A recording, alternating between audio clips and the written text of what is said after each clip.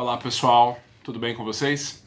Hoje, neste vídeo, eu quero conversar um pouco com vocês sobre mais uma das obras de leitura obrigatória para o vestibular da FUVEST. Desta vez, eu quero falar sobre os poemas escolhidos de Gregório de Matos. Nesta edição, que foi solicitada pela FUVEST, que saiu pela editora Companhia das Letras, é uma coletânea, é uma seleção dos melhores poemas deste autor, realizada pelo José Miguel Wisnik, professor hoje aposentado da área de literatura brasileira da USP. Ele é quem organizou o livro, ele que selecionou os poemas e ele quem os organizou e os dividiu em algumas categorias, como nós vamos ver daqui a pouco. É uma obra interessante porque se trata de um poeta barroco do século XVII, do Brasil colônia. Portanto, se trata de uma obra de um autor cuja vida, cujos valores, cuja visão de mundo e cuja visão de literatura estão muito distantes de nós, né? Então, à primeira vista, parece um livro cheio de obstáculos. É um livro que a gente lê e não entende exatamente o que esse autor está querendo nos dizer. Talvez porque a gente precise realmente fazer um trabalho quase arqueológico, né? Entender a época desse autor, entender o que era o seu contexto cultural, literário, porque de fato é uma obra que está muito distante de nós no tempo, mas que de alguma forma ainda nos diz coisas que permanecem atuais, né? Eram atuais no Brasil do século XVII e infelizmente permanecem atuais no Brasil do século XXI. Então, para entender a obra e a complexidade desse Gregório de Matos e Guerra, eu vou começar falando um pouco sobre a vida desse sujeito, né? Ele nasceu, esse dado parece irrelevante, mas não é. Ele nasceu no Brasil, né? Nasceu em Salvador, provavelmente no ano de 1636. Talvez seja um anacronismo dizermos aqui que ele era brasileiro, até porque no século XVII Brasil era Portugal, Brasil e Portugal eram uma coisa só, né? Nós éramos colônia, nós fazíamos parte de Portugal. Então, não poderíamos dizer que ele é o primeiro autor brasileiro, mas é um autor nascido em solo brasileiro, o que talvez faça alguma diferença. Filho de uma família de posses, de uma família de proprietários de engenho de açúcar, nasceu em berço de ouro e, como outros jovens vindos também de famílias da elite colonial daquela época, aos 14 anos ele é mandado para Portugal para concluir os seus estudos, e ele então depois vai para a Universidade de Coimbra, onde ele se forma em Direito, se forma advogado, e vai ficar durante muitos anos em Portugal, atuando como magistrado. Depois será o procurador da cidade de Salvador no comércio do açúcar, lá em Portugal. Vai se casar e vai ter uma carreira, né? Uma carreira na magistratura. Só que, já naquele momento, a sua língua ferina, a sua língua maldita, né? O seu hábito de falar mal dos outros, de apontar, de criticar pessoas e comportamentos, já começou a se manifestar. Tanto é que o Gregório de Matos é muito conhecido até hoje, é super conhecido, por um apelido bastante autoexplicativo, Boca do Inferno. Quer dizer, ele falava mesmo, ele não tinha freios, né? Ele era extremamente maledicente.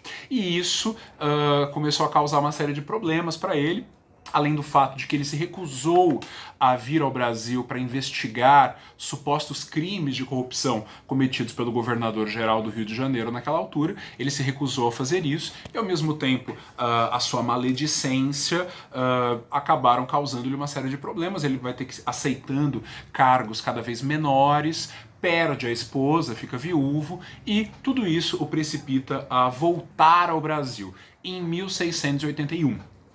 Ele já tem lá os seus 45 anos, já é um homem feito quando ele regressa a Salvador. Aqui no Brasil ele vai trabalhar inicialmente para a igreja, vai ser tesoureiro-mor do arcebispado da Bahia, vai se casar novamente, casa-se pela segunda vez com uma mulher chamada Maria dos Povos, a quem inclusive ele vai dedicar alguns poemas que estão aqui nessa antologia, e depois abre uma banca de advocacia, vai trabalhar como advogado lá em Salvador. Só que em certo momento, ninguém sabe muito bem por quê, o senhor, o doutor Gregório de Matos e Guerra, abandona as suas obrigações de homem sério, a sua banca de advocacia, os seus casos, etc., e ele vai viver uma vida completamente boêmia. Vai andar pelo recôncavo baiano, em meio a festas, no meio do povo, cantando, tocando viola, ou, como diz o seu biógrafo estudioso, James Amado, o Gregório vai passar muitos anos comendo, bebendo e amando sem ter dinheiro. Então ele vai viver uma vida desregrada, né? Uma vida completamente louca e boêmia, totalmente oposta àquela vida certinha que ele levava até então. Novamente, a sua maledicência, a sua boca de brasa, como também ele era conhecido, os seus poemas altamente satíricos que desagradavam pessoas importantes, pessoas influentes da administração colonial daquele tempo, somada a essa vida desregrada, libertina, livre e licenciosa do poeta, novamente valeram-lhe um tipo de punição. E em 1694 ele é degradado, isto é, ele é exilado, ele sai do Brasil e vai para Angola, também um território de possessão portuguesa. Fica um ano em Angola e obtém permissão para voltar ao Brasil em 1695, porém não pode voltar para Salvador. Então ele se instala no Recife, onde ele volta a trabalhar como advogado, mas por pouquíssimo tempo. Neste mesmo ano, de 1695, ele morre. Bem, basicamente a obra que chegou até nós do Gregório de Matos, os poemas aos quais nós temos acesso, foram escritos nesse tempo em que ele viveu na Bahia. Isso é, de 1681 até 1694. Esses 13 anos, 13, 14 anos mais ou menos, concentram quase toda a sua produção poética. Que é muito rica, que é muito vasta, mas que teve que percorrer um caminho um tanto acidentado, que é comum também a outros escritores do período colonial. Porque os poemas de Gregório de Matos permaneceram inéditos durante mais de um século. Eles só foram sair em livro em meados do século XIX. Até então, o Gregório de Matos era um poeta ignorado, esquecido. A única coisa que sobrou de Gregório de Matos foram cópias, né, dos poemas que circulavam entre as pessoas. Só que essas cópias, não podemos nos esquecer que se trata de um tempo que pouquíssimas pessoas eram alfabetizadas, né? Então algumas que sabiam escrever copiavam os poemas e esses poemas circulavam. Às vezes, isso era comum na cultura brasileira, especialmente baiana do século XVII, alguns poemas às vezes eram colados na porta das igrejas, e aí uma pessoa letrada lia aquele poema para outras, mas essas cópias é que foram circulando e mantiveram o nome do Gregório vivo. Só que há um problema aí, porque nem todas as cópias eram muito bem feitas, nem todas eram muito fiéis, né? Algumas adulteravam, acrescentavam coisas, versos, palavras, e muitas vezes poemas que não eram de Gregório de Matos eram atribuídos a Gregório de Matos. E até hoje a gente não consegue, os estudiosos da literatura não conseguem estabelecer com certeza o que é de Gregório de Matos e o que não é. Porque não chegou até nós nenhum texto escrito pelo próprio, né? Ou como se diz, nenhum autógrafo do Gregório de Matos. Tudo que nós temos são cópias de fidelidade, às vezes um pouco duvidosa.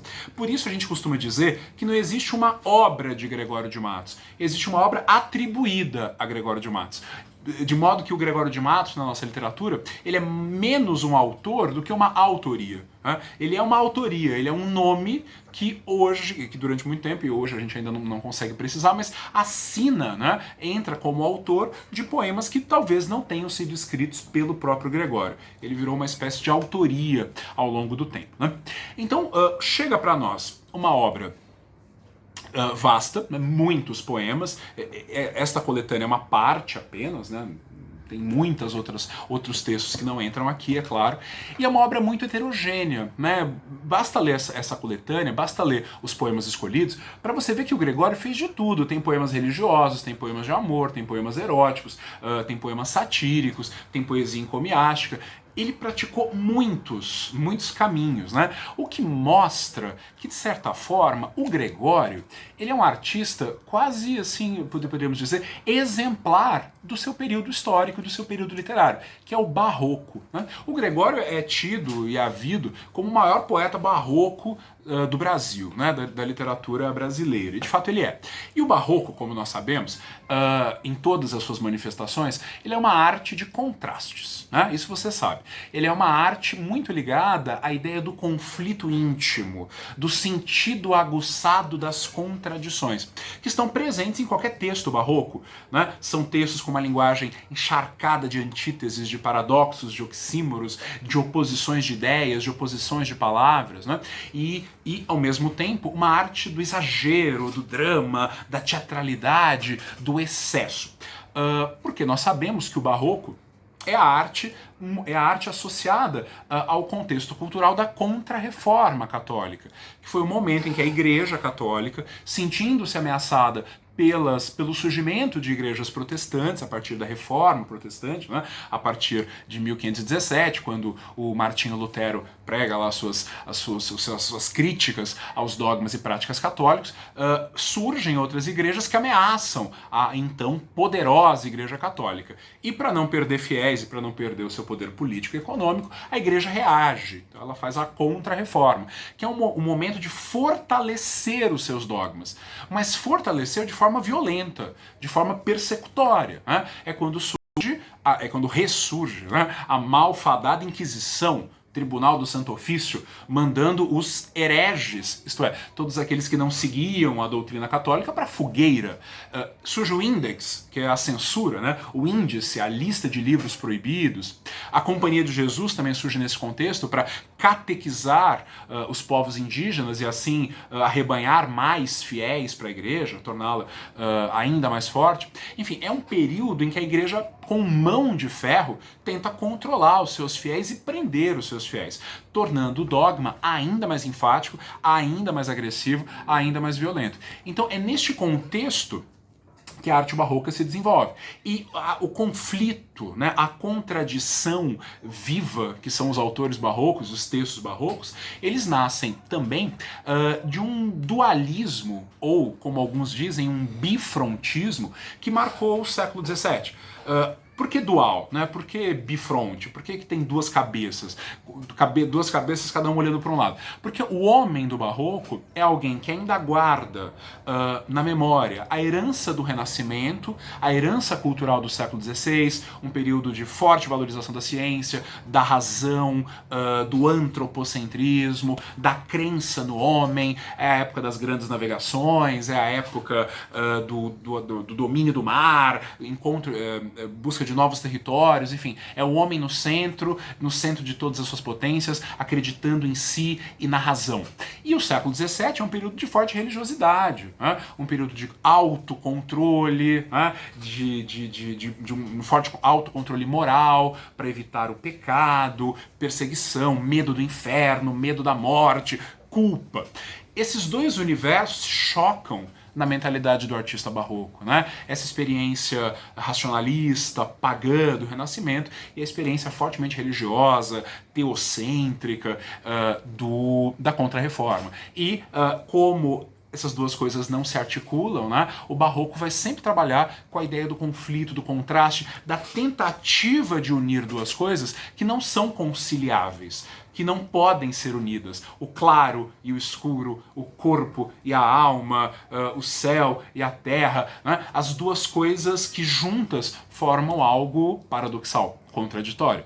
Essencialmente barroco. Então, o barroco é a arte do contraste, é a arte do conflito, é a tentativa de unir o claro e o escuro ao mesmo tempo. E assim como na poesia, né, o Gregório de Matos vai, em parte da sua obra, mostrar de forma muito exemplar os princípios da literatura barroca, a sua vida também foi uma vida de contrastes, né? E por isso que a gente entende como o mesmo autor, como a mesma pena, pôde escrever poemas libertinos e poemas cristãos, poemas em linguagem absolutamente chula e outros em linguagem absolutamente elevada, né? Poemas eróticos e poemas destinados a Cristo. Todos fazem parte do mesmo poeta, todos fazem parte da obra do Gregório de Matos. Então, é um poeta contraditório que a gente vai examinar, mas ele está no barroco. Portanto, isso está explicado. Né? Aí quando você pega essa coletânea que o professor Wisnik organizou, você vai perceber que ele propõe uma divisão para os poemas, né? Ele vai propor a seguinte divisão: uma parte, e é uma parte muito significativa, né? São muitos poemas que estão nessa estante, nessa prateleira. Ele vai reunir o que ele chama de poemas de circunstância, ou poesia de circunstância, isto é, poesia circunstancial. Não quer dizer que seja uma poesia de menor valor, mas são poemas muito ligados à realidade circunstancial em que esse poeta viveu. Isto é, são poemas que tratam da sua época, que tratam do lugar em que ele vivia, que trata das pessoas com as quais ele convivia, isto é, uma poesia que aponta para a Bahia do século XVII, né? Para o lugar e para o tempo em que o Gregório viveu, com referências muito precisas aos costumes, aos comportamentos, à política, à justiça, ao comércio, enfim, aos erros, aos vícios, aos problemas, a tudo aquilo que esse poeta observava naquela realidade que ele viveu. Dentro dessa poesia de circunstância, nós teremos a poesia encomiástica, que é uma poesia feita para elogiar pessoas, ou vamos colocar em português bem claro, feita para bajular, puxar o saco de pessoas influentes. O Gregório também fazia isso, né? Então, homens influentes, poderosos, fidalgos, políticos, dos quais o Gregório esperava obter algum tipo de favor, algum tipo de apadrinhamento. Ele fazia um poema em louvor, em elogio a certos figurões políticos daquela época da colônia. Isso está na poesia de elogio, na poesia de homenagem, ou também poesia encomiástica. Na poesia de circunstância, além dessa vertente encomiástica, nós temos também os poemas descritivos, que descrevem festas, procissões, folguedos, eventos da vida da Bahia daquele momento. E há um terceiro veio, que esse é muito importante, e conhecendo a FUVEST como a gente conhece, talvez seja aí que ela se aprofunde, né? Talvez seja esses poemas que mais interessem, são os poemas satíricos, né? Os poemas em que ele faz sátira. O que é a sátira?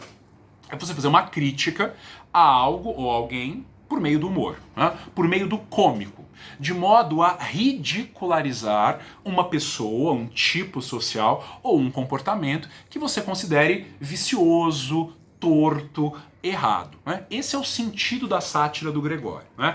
É consertar a sociedade por meio do riso. Né? Consertar os problemas sociais, ridicularizando-os, agredindo muitas vezes as pessoas. Né? Quer dizer, a linguagem ela é satírica, ela é irônica, ele usa de jogos de palavras, mas às vezes ele é bastante agressivo. E às vezes, como nós veremos, usa-se de vocabulário bastante chulo, bastante rebaixado. Né? Então, no universo da sátira, nós temos então a observação desses comportamentos viciosos que devem ser consertados. E o Gregório de Matos, boca do inferno, ele não poupa ninguém.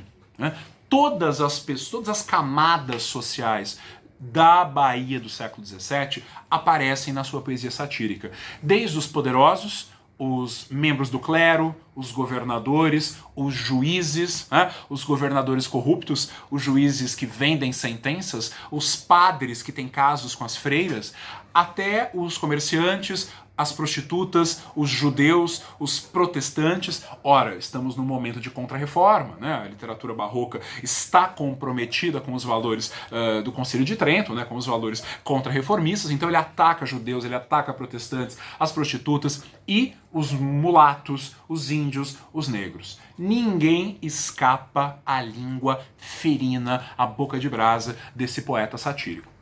Nós não podemos deixar de perceber o seguinte: o ponto de vista do Gregório de Matos é um ponto de vista basicamente moralizante, né? Moralista. Ou seja, o Gregório de Matos não é um revolucionário. Como hoje em dia algumas pessoas que estudam e falam do Gregório de Matos tentam colocar nele esse estigma, né, de poeta revolucionário. Não, muito pelo contrário. A essência da sátira do Gregório de Matos está num desejo de reconstruir uma ordem perdida. Ou seja, no passado a sociedade era melhor, no passado a sociedade era mais organizada, funcionava melhor, e essa ordem que nós perdemos, ela tem que ser restabelecida. Ele não procura criar uma nova ordem, ele não procura criticar o sistema, mas ele está apontando as falhas no sistema que pudessem conduzir aquela sociedade para um estado melhor, que é um estado que remete ao passado. Né? Não podemos esquecer, e isso é fundamental para você entender a sátira do Gregório de Matos, né? Porque hoje ela nos soa um tanto indigesta, né? Porque tem um componente fortemente racista, misógino, não é? Que hoje, pro leitor de hoje, incomoda, mas por isso que eu disse que é quase uma arqueologia, né? Você vai tirando a poeira e tal para tentar entender o que é esse poeta. O Gregório de Matos é um poeta do antigo regime, certo? Ele não é um poeta burguês, ele não é um poeta moderno, ele é um poeta de um estado monárquico e absolutista, né? E católico. Ou seja, em sendo um poeta do antigo regime, o Gregório de Matos acredita, e ele acredita mesmo, que a sociedade é um corpo, certo? É um corpo totalmente organizado, e é um corpo em que todas as partes, né, o pé, o joelho, a cabeça, a mão, todas as partes têm uma função definida, certo? E essas funções obedecem a uma hierarquia, certo? Então, para o Gregório de Matos, a sociedade perfeita é uma sociedade rigidamente hierarquizada, em que você tem o rei, você tem o príncipe, os nobres, os fidalgos, os plebeus, e lá embaixo, né, no topo dessa pirâmide, os escravos, os negros escravizados e os índios. Para o Gregório, as pessoas têm que saber qual é o seu lugar. Qual é o seu lugar nesse corpo. Para que ele funcione perfeitamente, ninguém pode ocupar outra função. Ninguém pode sair do seu lugar. As pessoas têm que ocupar os seus papéis, né?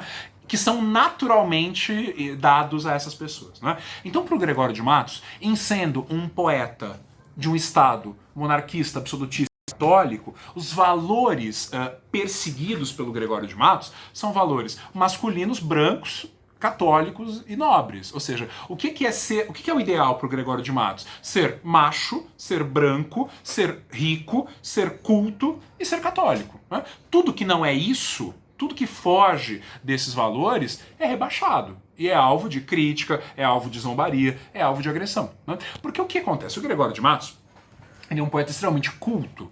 Estudou na Europa, estudou em Portugal, conhecia toda a literatura da época, a literatura do passado, era um advogado, era um homem de letras. E ele observa que na colônia, a transposição da maneira como a sociedade portuguesa era organizada, trazida da Europa para o Brasil, era uma coisa que não dava certo.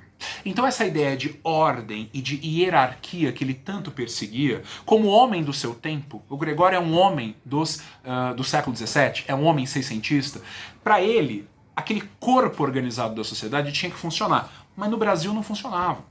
Porque a colônia é diferente, né? Quer dizer, você transplanta um modo de organização de vida da Europa para cá, mas aqui você tem que lidar com uma massa de mestiços, de imigrantes, de negros, de índios, que estão convivendo, né? Que estão nessa sociedade, que obviamente vai ter outra cara, vai ter outra maneira de pensar, de agir, de viver. Só que o Gregório não aceita, né? E o Gregório acha isso um problema, e isso vai transparecer na sua sátira, né? Quer dizer, o Gregório, ele vai criticar muito, muito os mestiços, né?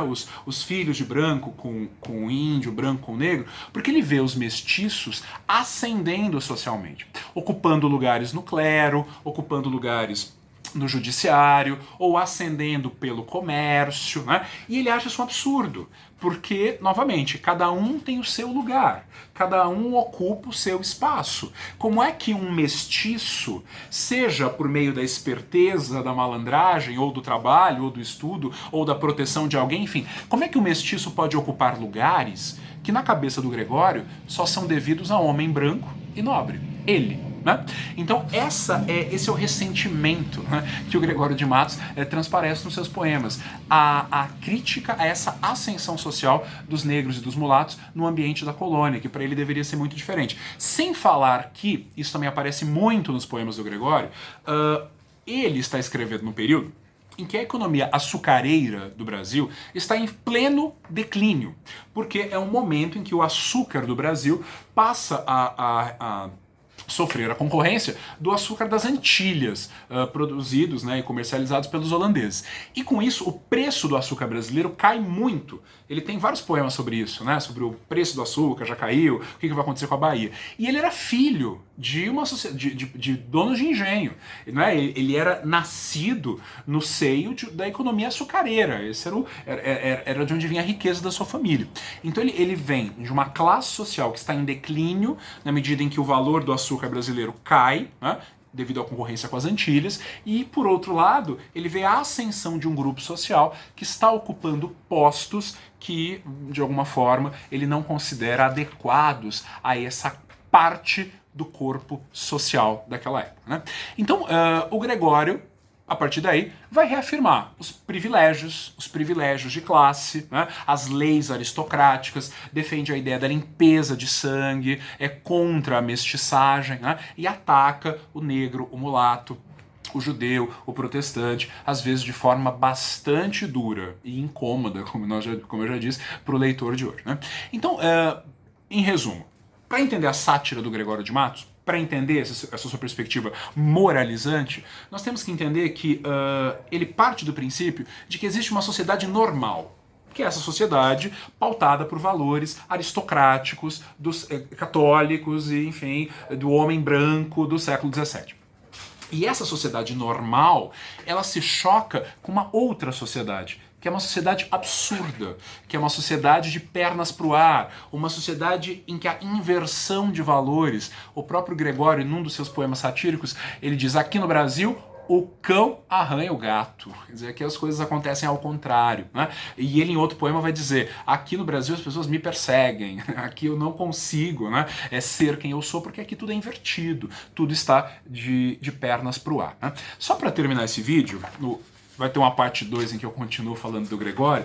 Eu queria só amarrar esses comentários com um poema satírico, para você entender como é que é. Né? Eu queria ler o primeiro poema satírico dessa coletânea, que tem um nome grande. Na verdade, esses títulos não foram dados pelo Gregório de Matos, né? Dá para perceber. Aliás, nessa época os poetas nem davam títulos para os seus poemas, né? A gente sabe que isso não era uma prática comum. Mas depois, no século XIX, quando os estudiosos foram juntando os poemas, eles foram intitulando. Esse aqui é o juízo anatômico, e continua, né? É um juízo anatômico do que era a Bahia naquele momento, ou seja, anatômico, porque ele vai pegar cada parte do corpo mesmo, né? Nessa metáfora tipicamente barroco do corpo. Ele vai pegar vários estamentos, né, várias partes da sociedade da época e vai descer a lenha em todas, né, em todos. E algumas críticas ainda fazem sentido. É o primeiro poema, nessa edição aqui, está na página 41. Ele começa assim: que falta nesta cidade? Verdade. Que mais por sua desonra? Honra. Falta mais que se lhe ponha? Vergonha. O demo a viver se exponha, por mais que a fama a exalta, numa cidade onde falta verdade, honra, vergonha. Então a primeira conclusão dele é que não há nem verdade, nem honra, nem vergonha na Bahia, né, naquele momento. Eu vou pular, o poema é grande, né, tem várias estrofes, eu vou comentar algumas só. Depois ele fala assim na parte 4. Quem faz os círios mesquinhos, meirinhos? Quem faz as farinhas tardas, guardas? Quem as tem nos aposentos, sargentos? Os círios lavem aos centos e a terra fica esfaimando. Esfaimando é passando fome. Por que os vão atravessando? Meirinhos, guardas, sargentos. Essa estrofe aqui faz referência a um acontecimento real da época. Porque, com medo das invasões holandesas, né, que eram comuns na época, e havia um temor de que os holandeses voltassem, né, os portugueses na Bahia colocaram uma série de guardas na costa protegendo o território. E esses guardas eram muitos e não havia o que comer, eles passavam fome. Então o governador da Bahia prometeu que daria a eles farinha de mandioca, para que eles pudessem ter alguma refeição e comer alguma coisa. Farinha que vinha de Pernambuco. Então produzia-se lá em Pernambuco a farinha, e ela vinha em círios. Círios são cestos grandes, assim, né? Com muita farinha dentro. Eles vinham pela costa, lá, vinham de Pernambuco, desciam, paravam em Salvador, desembarcavam, e essa farinha seria então distribuída para os guardas. Só que a farinha que vinha nos círios, né, que é o que ele fala aqui, ela não era distribuída, porque boa parte era confiscada quer dizer, era roubada, né? E os soldados não recebiam o alimento que havia sido prometido a eles. Então, ele está acusando aqui justamente a corrupção, né? Os sírios são mesquinhos, ou seja, em vez de estar cheios de farinha até a boca, eles estão com poucas, as farinhas são tardas, demoram para chegar, elas estão nos aposentos dos sargentos, isto é, estão guardadas nos quartos dos sargentos. Os sírios vêm aos centos, vêm centenas, só que a terra fica esfaimando, as pessoas ficam passando fome, porque há o desvio, né? Há o desvio da comida do povo. Parece que é século XXI, né? Estamos falando do século XVII, desvio de verba, desvio de comida, gente passando fome, né? Ganância dos poderosos. É o Gregório de Matos falando disso no século XVII.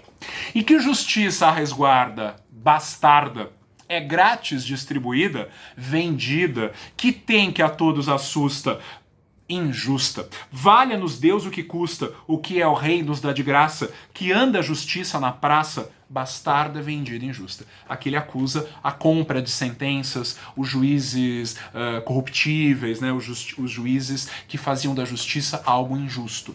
E mais pra frente, na 8, ele fala sobre o açúcar. Ele diz assim: o açúcar já se acabou, baixou, e o dinheiro se extinguiu, subiu. Logo já convalesceu é ficar doente, morreu. A Bahia aconteceu o que a um doente acontece. Cai na cama, o mal lhe cresce, baixou, subiu e morreu. Né? Então é o preço do açúcar, fazendo referência àquela crise que eu citei agora há pouco. A Câmara não acode? Não pode. Pois não tem todo o poder? Não quer. É que o governo a convence? Não vence. Quem haverá que tal pense que uma Câmara tão nobre, por ver-se mísera e pobre, não pode, não quer, não vence. Então, ao final ele vai falar que o poder constituído é incapaz de resolver as injustiças, porque não pode, porque não quer e porque não consegue. Né? Então, a Câmara que não consegue, não pode e não vence, e se vê então mísera e pobre no alcance da sua atuação política. Isso é bastante atual, né? Então, há coisas do Gregório que envelheceram muito mal, a gente vai ver isso no próximo vídeo, mas há outras que ainda, infelizmente, permanecem atuais do século XVII, diretamente para o Brasil do século XXI. No vídeo seguinte, eu vou falar um pouquinho mais da poesia satírica e vou falar das outras vertentes, né? Especialmente da poesia lírica e da poesia sacra, religiosa. Eu espero você no próximo vídeo. Tchau, tchau, gente. Obrigado.